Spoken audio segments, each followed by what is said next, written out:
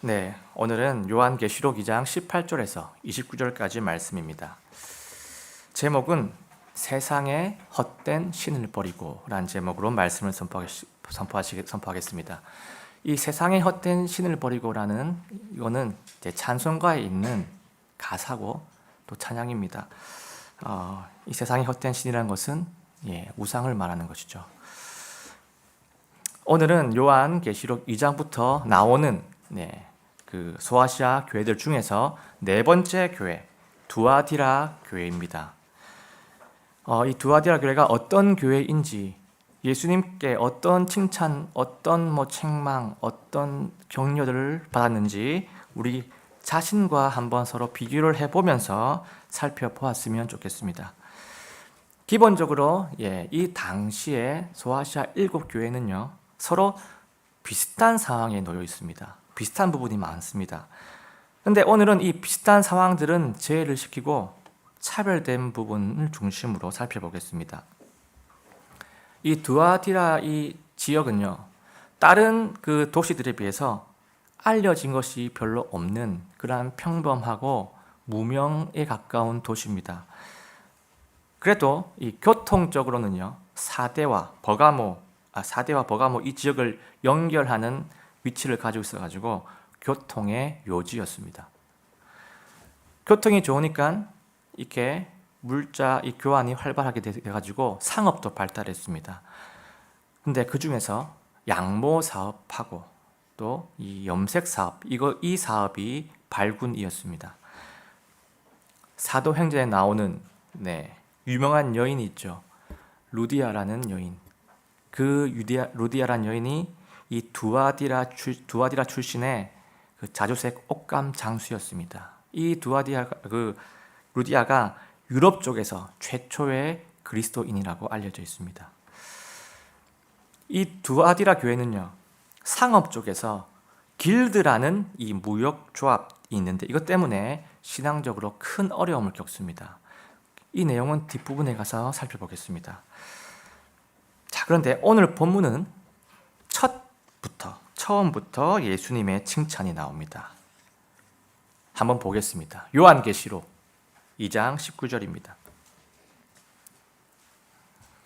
내가 네 행위와 사랑과 섬김과 믿음과 내 인내와 내 행위를 알며 마지막 것이 첫 것보다 더 많음을 아노라. 자, 지금 예수님께서 어떠한 행위에 대해서 지금 칭찬을 하고 있습니다. 이 행위가 크게 두 가지로 지금 나옵니다. 하나가 사랑과 섬김이고요. 하나가 믿음과 인내입니다. 이 사랑과 섬김은요, 뭘 얘기하냐면 사랑으로 섬기는 하나의 행위를 얘기하고 있습니다.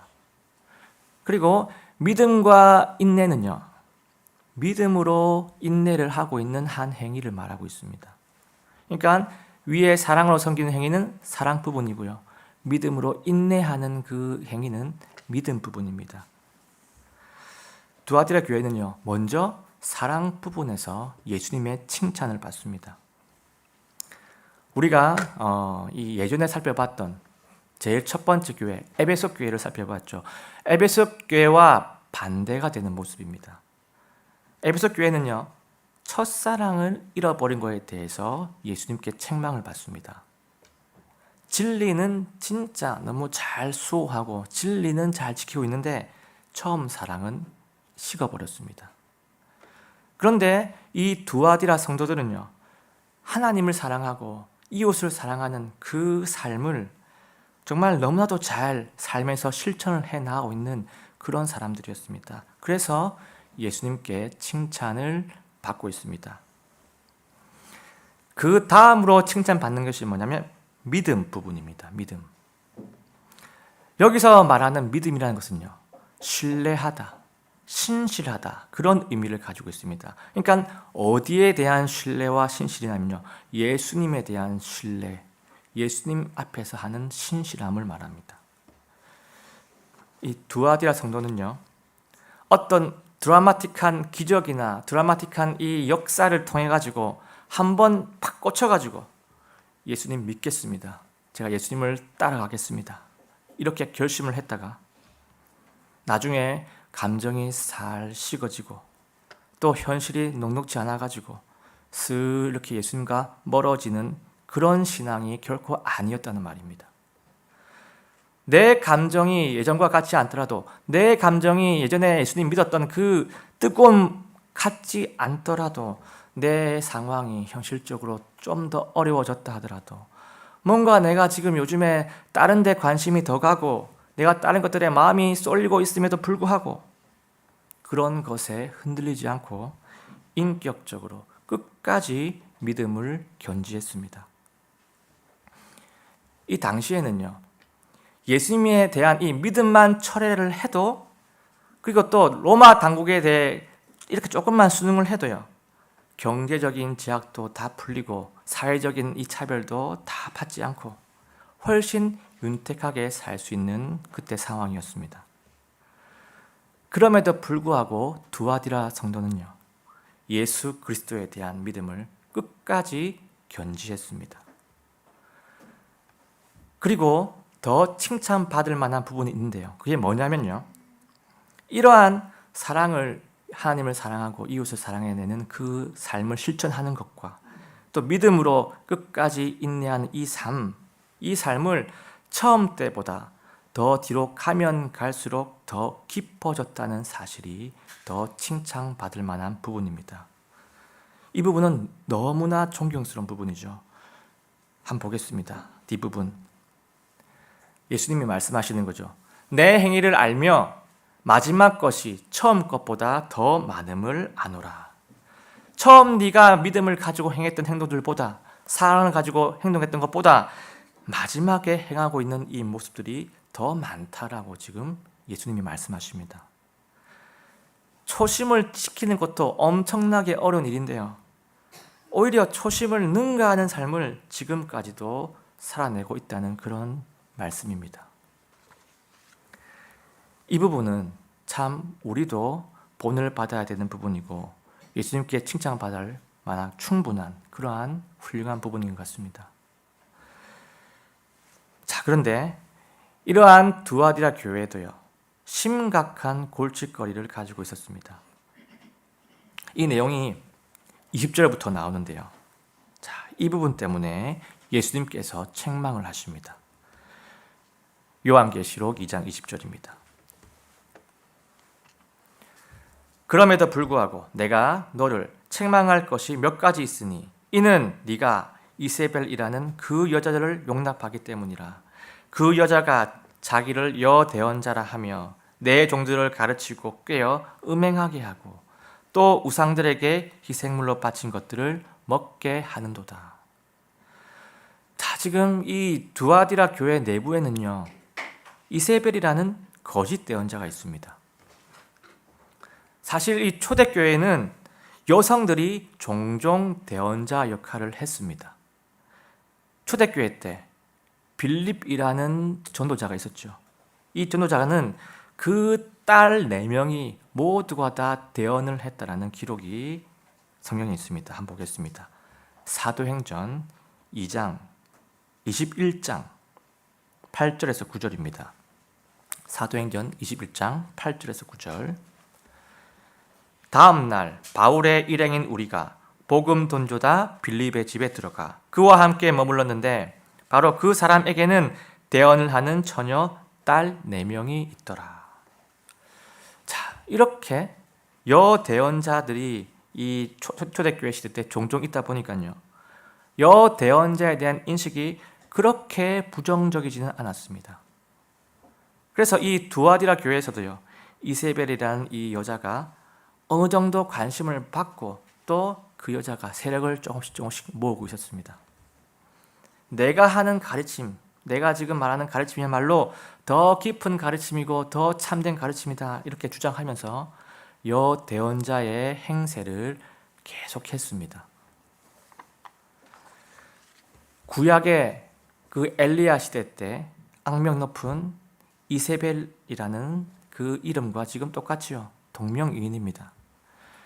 엘리야 시대 때 그 이세벨 너무나 많은 죄를 저질렀습니다. 그 죽음도 비참했습니다. 그 죄 때문에 비참하게 죽었는데 그 중에 가장 큰 죄가 뭐냐면요, 북왕국 이스라엘이 우상을 잘 섬길 수 있도록 잘 인도한 그 죄가 가장 큰 죄였습니다. 이세벨은요, 바알 신 대언자의 450명하고 작은 숲의 대언자, 그러니까 우리가 잘 들어본 적이 있는 그 아세라 신이라고 하죠. 작은 숲의 대언자 400명을 적극적으로 후원을 했습니다. 오늘 나오는 이세벨도 이름이 똑같기 때문에 이름처럼 비슷한 죄를 짓습니다. 자, 한번 볼까요? 내 종들을 가르치고 꾀어 음행하게 하고 또 우상들에게 희생물로 바친 것들을 먹게 한도다. 이세벨은요, 내가 지금 가르치고 있는 이 말이, 이 가르침이 하나님이 직접 주신 대언이라고 주장을 합니다. 그래서 기존의 이 사도들의 가르침보다, 기존의 말씀들보다 내게 더 훨씬 더 깊은 가르침이라고 주장합니다. 그런데 이 두아디라 교회는 이러한 이세벨을 용납했습니다. 이세벨의 가르침은요, 영적으로나 육적으로나 음행과 관련이 있었습니다. 음행과 관련이 있었어요. 음행을 하게 허용을 했고 만들었습니다. 그리고 우상 숭배하는 그런 가르침도 그 속에 들어가 있었습니다. 본문에서 우상들을 가깝게 할 수 있는, 우상들과 벽을 허물게 하는 그러한 교리도 가르칩니다. 본문에 이렇게 나와 있죠. 그리고 이 이세벨은요, 당시에 길드라는 이 공동체와도 깊은 관련이 있었습니다. 그 당시의 길드는요, 상인들 그 공동체인데요, 이 두아디라 지역에서 막강한 파워가 있는 그런 공동체였습니다. 그러니까 두아디라 이 지역에 살려면요, 두아디라 시민으로 제대로 살려면요, 원만한 경제생활을 하려면 길드에 가입을 해야 했고 길드의 이 통제에 순응을 해야 했습니다. 또 이 길드가 무엇을 했냐면요, 시장적으로 볼 때 이방신의 축제 이런 것들을 지원도 하고 후원도 하고 이방신 참배 자리에 참석하라고 막 종용을 하기도 하고 또 이 이방신 참배 자리에서 여자들과 부적절한 그 관계를 맺는 관습도 다 허용을 했습니다. 이 부분은요, 하나님이 너무나도 혐오하시는 우상 숭배고요, 너무나도 가증스러워하시는 음행의 죄입니다. 하지만 이세벨은 뭐라고 하냐면요, 이방신 축제, 이방신 참배하는 자리 이런 거 별거 아니다. 우리 예수님 믿지 않느냐? 이건 그냥 사회적인 행사다. 참석해도 무방하다. 길드에 가입을 하고 길드의 통제 받고 동참해도 무방하다. 좋다. 이 도시에서 먹고 살려면은 이 정도 사회 활동은 해야 한다. 우리가 경제가 풍요로워야지 신앙생활도 할 수가 있는 거고, 경제가 풍요로워야지 어려운 이웃을 도와줄 수도 있는 거고, 이러한 사탕발림 논리로 하나님의 뜻을 왜곡을 합니다. 그러니까 이 두아디라 교회는요, 이 가르침에 넘어가는 성도들이 조금씩 생겨나고요, 우상의 경계가 조금씩 허물어지고 있었습니다. 너무나 쉽게 넘어가는 이런 상황들이 발생하고 맙니다. 그런데 이 더 큰 문제는요, 이러한 이세벨과 이세벨을 따르는 무리들을 두아디라 교회가 허용을 했다는 겁니다. 진리를 수호해야 되고 하나님 말씀을 따라야 하는데 경제적인 이익 때문에, 그 이유 때문에 거짓 교리 앞에서 타협을 했습니다. 지금 이 부분을 예수님께서 책망을 하고 계신 겁니다. 자, 그런데요, 이 일들은요, 우리한테도 얼마든지 일어날 수 있는 일이죠. 얼마든지 우리 생활에서 우리가 경험할 수 있는 일들입니다. 사회적인 분위기라든지 이 경제적인 상황들 때문에 진리에서 벗어난 이 것들에 대해서 이거 어떻게 해야 하나, 이거 타협을 해야 하나, 타협을 하지 말아야 하나 고민하는 경우가 얼마든지 생겨날 수가 있습니다. 내가 하고 싶은 일과 하나님의 뜻에 온전하게 따르는 일과 이 사이에서 괴리가 크면요, 고민하지 말아야 할 부분에 대해서 고민하게 되는 경우가 분명히 생깁니다. 두아디라 교회는 이런 문제 때문에 두 그룹으로 나뉘게 됩니다.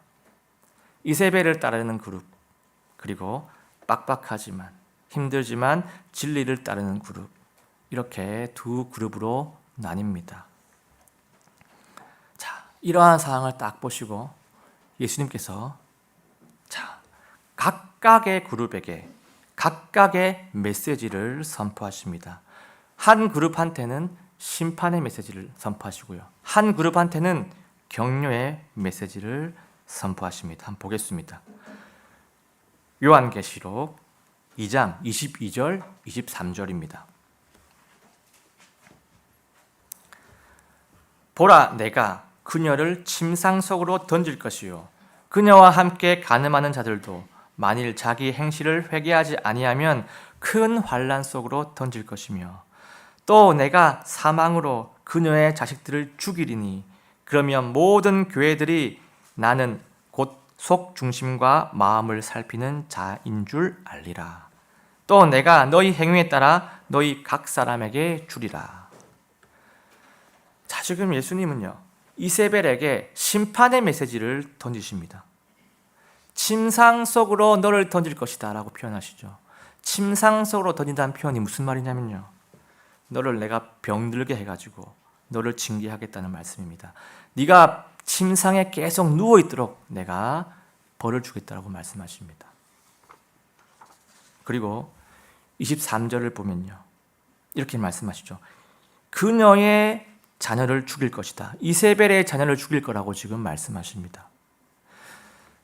여기서 그 이세벨의 자녀는요, 이세벨의 진짜 자녀를 말하는 것이 아니고 이세벨을 따르는 성도들, 그러니까 영적인 자녀를 지금 말하고 있습니다. 진짜 자녀를 죽이는 것은 하나님의 공의에 맞지가 않죠. 그러니까 지금 예수님께서 뭐라고 하시냐면요, 우상 숭배에 대해서 회개를 하지 않는다면 죽이겠다는 말씀까지 하시면서 내가 너를 병들게까지 하겠다고 말씀하시면서 돌이키라고, 반드시 돌이키라고 지금 촉구를 하십니다. 예수님이 왜 이렇게까지 강력한 심판을 선포하실까요? 왜냐? 우상 숭배는 하나님께 상상 이상으로 혐오하시고 너무나도 증오하시는 너무나 큰 죄이기 때문입니다. 우상 숭배는요, 배우자가 바람을 피는 것과 같은 그런 레벨의 수준의 죄인 것이죠. 내 배우자를 사랑하는 사람이 내 배우자 바람을 피는 외도하는 모습을 보고 치명상을 입지 않는 사람은 아마 이 세상에 존재하지 않을 겁니다. 그래서 예수님은 오늘 본문 제일 앞절에서 이렇게 자신을 소개하십니다. 요한계시록 2장 18절입니다. 두아디라에 있는 교회의 천사에게 쓰라. 불꽃 같은 눈과 정제된 놋 같은 발을 가진 하나님의 아들이 이것들을 말하노라. 자, 지금 예수님은요, 자신을 소개를 하고 계십니다. 그런데 뭐라고 소개하냐면요, 하나님의 아들이라고 소개를 하고 계십니다. 자, 그런데 이걸 딱 보고 혹자들이 예수님이 하나님의 아들이라는 소개, 이거 그냥 평범한 소개네, 뭐 특별한 소개가 아니구만, 아닌 것 같구만, 이런 식으로 생각할지도 모르겠습니다. 그런데 이 소개는요, 의미가 있는 소개고요, 이 두아디라 사항을 고려한 예수님의 의도가 담겨 있는 소개입니다. 이 두아디라 도시는 아폴로라는 신을 섬기는 도시였습니다. 이 아폴로 신은요, 제우스 신의 아들입니다. 아들로 사람들에게 알려져 있습니다. 이 두아디라 시민들은요, 제우스를 하나님처럼 섬기고 그리고 아폴로를 하나님의 아들처럼 섬겼다는 그런 의미라는 것입니다. 그리고 모든 로마인들은요, 이 로마 황제를 신의 아들로 믿었습니다. 그러니까 이 로마 황제를 아폴로 신의 후손으로 믿었다는 말씀입니다. 그러니까 이 두아디라 도시는요, 아폴로 신전에 가도 신의 아들이라는 말이 울려 퍼졌고, 로마 황제 앞에 가서도 신의 아들이라는 말이 울려 퍼지고, 저기 가도 신의 아들, 온 천지 전신에 신의 아들, 신의 아들이라는 호칭이 값싸게 울려 퍼졌습니다. 누가 신의 아들입니까? 누가 진짜 하나님의 아들입니까? 나 예수 그리스도가 진짜 하나님의 아들인데 무슨 신의 아들, 신의 아들 난리냐? 무슨 가짜가 이렇게 판을 치고 있느냐? 정신을 차리라고 예수님께서 제일 첫 장에, 첫 절에, 제일 앞절에 불꽃 같은 눈과 정죄된 녹 같은 발을 가진 하나님의 아들이 이것을 말하노라 라고 선포를 하신 겁니다. 두 눈 시퍼렇게 뜨고 있는 이 무서운 심판자 하나님의 아들, 나 예수가 이렇게 선포한다. 이런 의도가 담겨 있는 겁니다. 이세벨은 이 심판자 예수님이 똑똑히 주시하고 있다는 것도 모르고요. 먹고 살려면은 이방신 축제, 이방신 참배하는 자리 가도 좋고 거기에 동참해도 좋다. 길드의 이 방침대로 해야지 우리가 잘 살 수 있지 않느냐. 하나님도 우리의 이런 상황을 이해해 주실 거다. 이런 거짓 교리를 퍼뜨리고 있었습니다. 그래서 나 예수가 진정한 하나님의 아들이다. 내가 이 모든 헛된 신들을, 이 모든 우상신들을 짓밟을 수 있는 심판자 하나님의 아들이다 라고 첫 번째 절에 선포를 하신 겁니다. 우상 숭배에서 돌이키라는 것이죠. 돌이키라는 거예요. 첫 절부터 이 부분을 예수님은 녹아 넣으신 겁니다. 그만큼 중요한 사안이라는 것입니다. 자, 그리고 반대로 우리 예수님은요, 이세벨의 가르침에 잘 거부하고 탁 배척하고 있는 신실한 신도들한테도 격려의 말씀을 선포하십니다. 보겠습니다. 2장 24절입니다. 그러나 내가 너희와 두아디라에 있는 남은 자들, 즉 이 교리를 가지지 아니하고 거짓 교리에 빠져들지 않고 배척한 자들이죠. 그들이 말하는 대로 사탄의 깊은 곳을 알지 아니한 모든 자들에게 말하노니 내가 다른 어떤 다른 짐도 너희에게 지우지 아니하리라. 자, 지금 예수님이 뭐라고 하고 계시냐면요, 거짓 교리에 넘어가지 않은 이 신실한 나의 성도들아, 나의 자들아, 내가 다른 어떠한 짐도 너희에게 지우지 아니하겠다라고 격려를 해주십니다. 너희들이 지금 잘하고 있는 것, 사랑으로 하나님을 섬기고 이웃을 사랑으로 잘 섬기고 있는 것, 믿음으로 인내하면서 끝까지 예수 그리스도에 대한 믿음을 지켜가는 것, 인내하는 것, 거짓교리 거부하는 것, 지금까지 하고 있는 것들만 잘 지켜나가라. 이것만으로도 충분하다라고 지금 격려를 해주십니다. 지금 하던 대로만 해라. 지금도 충분하다라는 이 말씀이 얼마나 힘이 되고 얼마나 큰 용기로 다가오겠습니까? 예수님이 지금 인정을 해주시기 때문에 눈물 날 정도로 감동스러울 것 같습니다. 너 지금 하던 대로만 해. 너 지금 잘하고 있어. 너 지금 화이팅이야. 우리도 이런 말씀을 듣는다면 얼마나 힘이 되고 얼마나 마음이 행복해질지 이런 상상이 절로 일어납니다. 자, 그래서 우리 예수님은요, 이 신실한 성도들한테 두 가지 약속을 해주십니다. 두 가지 축복의 약속입니다. 근데 그 중에 첫 번째 약속이 이겁니다. 이기고 나의 행위를 끝까지 지키는 자에게는 내가 민족들을 다스릴 권능을 주리니 그가 쇠막대기로 그들을 다스리며 토기장이의 그릇같이 부수어 산산조각 내리라. 이것은 마치 내가 내 아버지께서 받은 권능으로 하는 것과 같으니라. 자, 예수님이 주시는 첫 번째 약속은요, 이겁니다. 민족을 다스리는 권능을 주신다. 이것을 지금 약속을 합니다.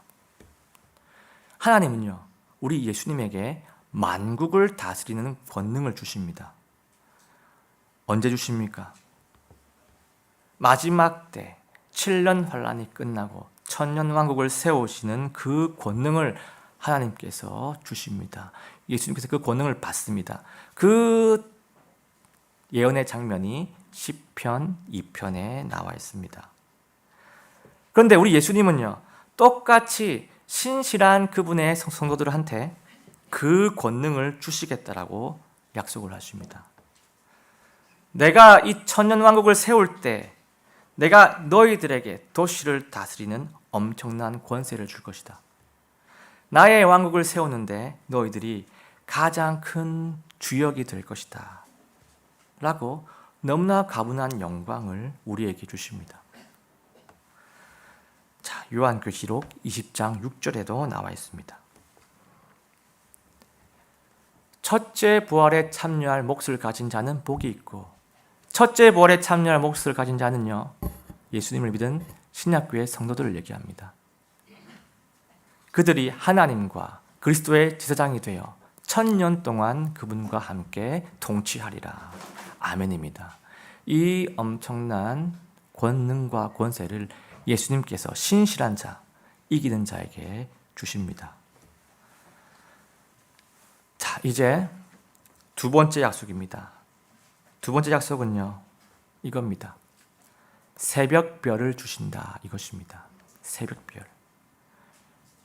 요한계시록 2장 28절입니다. 또 내가 그에게 새벽별을 주리라. 아멘입니다. 새벽별을 준다고 하십니다. 새벽별이 무엇일까요? 새벽별. 답은 성경에 나와 있습니다. 요한계시록은 성경이 성경을 푸는 그런 곳이 많이 있습니다. 요한계시록 22장 16절입니다. 나 예수는 내 천사를 보내어 교회들 안에서 이것들을 너희에게 증언하게 하였노라. 나는 다윗의 뿌리요 후손이요 빛나는 새벽별이니라. 아멘입니다. 새벽별은 예수 그리스도입니다. 이 세상은요, 암흑과도 같은 세상입니다. 여러분, 사탄이 활개를 치고 있고 하나님이 허용을 하고 있기 때문에 이 세상은 절망이 가득한 세상입니다. 그런데 이 암흑 속에서 새벽별이 탁 뜨면요, 이거는 성도에게 엄청난 위로가 될 수밖에 없습니다. 예수 그리스도의 등장은 하나님의 온전한 통치가 이루어질 거라는 기쁜 증표고 기쁜 소식이기 때문입니다. 이것이 바로 복음입니다. 이기는 성도에게는 내가 예수 그리스도를 주겠다. 신실한 너희에게는 완전한 통치자, 공의와 사랑과 화평으로 다스리는 궁극의 왕 예수 그리스도를 너희의 주님으로 주겠다라는 너무나도 소중하고 완벽한 약속입니다. 그래서 우리가 이 그리스도의 왕국을 위해서, 주님의 나라가 임하게 하기 위해서 그 예수님의 사명, 그 예수님의 명령대로 형제를 사랑으로 섬기고 사랑으로 하나님을 섬기고 믿음으로 인내하면서, 믿음으로 진리를 지키면서 그 핍박에도 인내하면서 살아가는 이 사명은요, 방금 이 두 가지 축복에 비견하면요, 얼마든지 우리가 할 수 있는 예수님의 사명입니다. 얼마든지 우리가 그렇게 할 수 있는 동기력이 있다는 것입니다. 이 두아디라 교회는요, 에베소 교회가 실패를 했던 사랑도 잘 실천을 하고 있고, 버가모 교회가 잘했던, 버가모 교회가 뭘 잘했습니까? 진리를 수호하고 끝까지 인내하는 것, 이런 거 잘하고, 이것도 이 두아디라 교회가 잘하고 있고, 그런데 단 한 가지 못했던 것, 우상을 허용한 것이 너무나도 안타까운 부분이었습니다. 우리가 두아디아 교회를 보면서 우리의 자신을 돌아보기를 원합니다. 나에게는 우상이 없는가? 물론 우리가 마리아를 섬긴다거나 점을 보러 간다거나 부처를 섬긴다거나 마호메트를 섬긴다거나 이렇게 하지는 않을 겁니다. 우리에게 우상이라는 것은요, 하나님의 뜻보다, 하나님의 원하심보다, 하나님보다 다른 것들이 우선시되는 상황이 바로 우상 숭배입니다. 하나님을 우리가 완전히 배신하지 않는다 하더라도요, 겸하여 섬기고 겸하여 우선시하는 것, 이것이 바로 그리스도인들에게 우상입니다. 예를 하나 들어보면 일이 있습니다. 일은 아담이 범죄하기 이전에 하나님이 주신 좋은 선물입니다. 하나님이 허락하신 너무나 좋은 선한 것이에요. 하나님이 아담과 이브에게 얘기했죠. 다산하고 번성하고 잘 다스리라는 이런 일을 주셨죠. 이 일은요, 하나님의 영광을 나타내기도 하고 하나님의 그 귀한 뜻을 이루기도 하고 또 나한테나 가족들한테나 필요한 것들을 공급하게 해주는 너무나 귀한 수단입니다. 하지만 이 일이라는 것도요, 자기의 욕심을 이룬다거나 일 자체의 성공을 위해서 이렇게 집착을 막 하게 된다면요, 이 일도 우상이 돼버리고 맙니다. 직업에는 귀천이 없다라는 말이 있습니다. 이 말이 세상의 말이지만 이 말이 성경적으로 볼 때 무엇을 뜻하냐면요, 일의 종류가 중요한 것이 아니라 그 일이 무엇을 위해 하고 있느냐가 중요하다는 성경적인 뜻도 포함시킬 수가 있습니다. 직업에는 귀천이 없다. 뭘 하든 상관없다. 어떤 직장 다녀도 괜찮다. 뭘 하든 간에 이런 식으로 해라. 이런 식으로 하면 된다 이겁니다. 어떤 식으로 해야 되냐? 자, 고린도전서 10장 31절입니다. 그러므로 너희가 먹든지 마시든지 무엇을 하든지 모든 일을 하나님의 영광을 위해서 하라. 아멘입니다. 무엇을 하든지 어떤 직업을 가지든지 내가 무슨 일을 하든지 모든 일을 하나님의 영광을 위해서 사는 것이 우리의 삶의 목적입니다. 세상 사람들과 구별된 그리스도만 가지고 있는 살아있는 목적입니다. 하지만요, 이것을 벗어나면요, 방금 이 가치가, 하나님의 영광을 살아간다는 이 가치가 나한테 하등순위가 된다면요, 내 인생은 우상들이 즐비한 그런 인생이 되고 맙니다. 나에게는 우상이 있는가 없는가? 성공, 가족, 자식, 인생의 자랑, 사업, 경제, 정치, 문화, 때에 따라서 나를 사로잡는, 나를 지배하는 우상이 있지는 않은가? 여러분, 이것이 나한테 우상인지 아닌지 명확하게 파악할 수 있는 방법이 하나 있습니다. 이것이 소실이 되었다거나 이 어떤 것이 사라졌을 때 그 사라진 것 때문에 삶의 의미를 잃어버린다거나 살고 싶은 마음이 사라진다거나 차라리 살지 않았으면 좋겠다라는 그런 마음이 생긴다면요, 그 잃어버린 대상이 나의 우상일 경우가 아주 높습니다. 그것이 내 삶의 우선이었고 그것이 내 삶의 최상의 가치에 있었기 때문에 그런 마음이 들 수가 있는 겁니다. 혹시 나에게 이런 것들이 있지는 않습니까? 만약에 이러한 것들이 하나라도 있다면요, 그것을 태우는 것에 내 인생을 걸길 원합니다. 하나님 앞에서 딱 내려놓고 간절하게 진지하게 인생을 걸고 기도하기를 원합니다. 하나님께 자백을 하고 은혜를 구하고 내가 딱 결단을 해서 그 우상을 깨뜨리기 원합니다. 왜냐? 하나님과의 관계를 위해서예요. 인간은 하나님과의 관계가 전부인 존재입니다. 하나님과의 관계를 위해서 우상을 깨뜨려야 합니다. 하나님은 우상을 증오하시고 경멸하십니다. 우상은요, 결코 나를 채울 수가 없고요. 아니, 나를 늘 허망하게 하고요. 우상은 결국 나를 망가뜨리고 결국 하나님과의 관계를 철저하게 야무지게 무너뜨립니다. 그래서 하나님의 큰 징계가 오는 것입니다. 우상을 깨뜨리라고 징계가 오는 것입니다. 이스라엘의 바빌론 포로 70년이 바로 그것이었고요. 7년 환란 때 모든 환란이 바로 그것 때문입니다. 오늘 말씀을 맺습니다. 오늘은 두아디라 교회에 대해서 한번 살펴봤습니다. 사랑을 실천하는 삶, 그리고 믿음으로 인내하는 삶, 이것 보고 예수님께서 칭찬을 하셨고요. 그리고 마지막에는 우상을 숭배를 허용한 곳에 대해서 책망을 하셨습니다.